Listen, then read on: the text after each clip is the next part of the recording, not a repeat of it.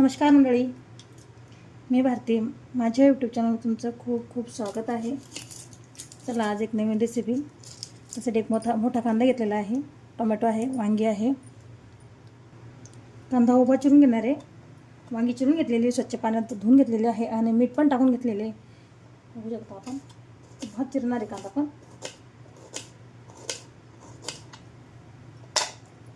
या प्रकारे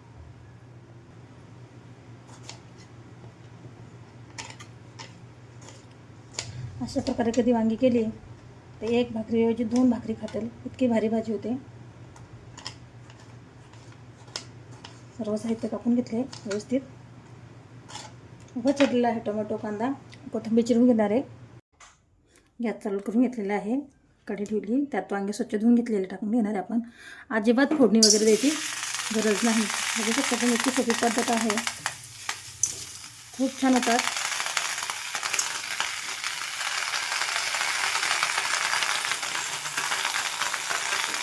टाकून घेतलेलं सर्व कांदाही टाकून घेणार आहे.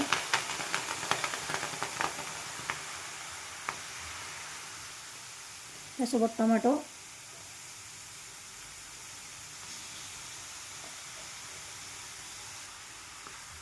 लसूण ठेचून घेतलेला तोही टाकून घेणार आहे. त्यासोबत कोथिंबीर. ही मसाले घेतलेले आहे, बेसिकचे रोजचे मसाला वापरतो तेच. कांदा लसूण मसाला आहे, काळा मसाला, हळद, गरम मसाला, लाल तिखट ही टाकून घेणार व्यवस्थित आपण.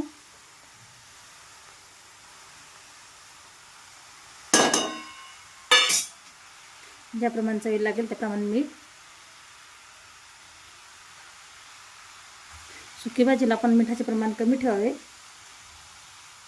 जेवढे तेल आपण रोज भाजीला वापरतो त्याप्रमाणे तेल टाकून घेणार आहे.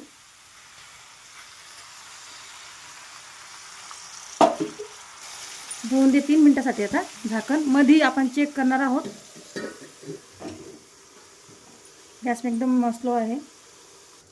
चला चेक करूया आपण.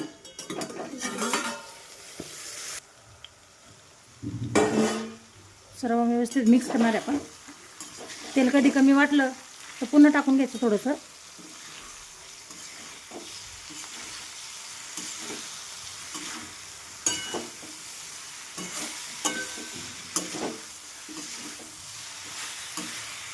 बघू शकता किती छान वाटत आहे आणि खाण्याला जो करत आहे ना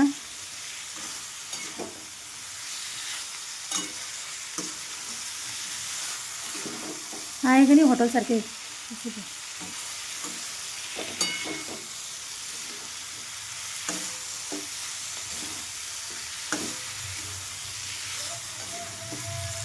दोन 3 मिनटं अशीच आपण न झाकण ठेवता वाफून घेणार आहे. पुन्हा फ्राय करून घेणार. आता झाकण ठेवायची गरज नाही.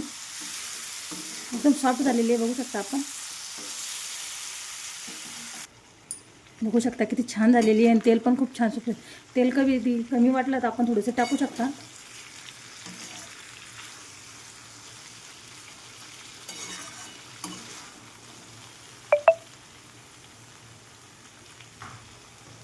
रेसिपी कधी आवडली लाईक करा, शेअर करा, कमेंट करा.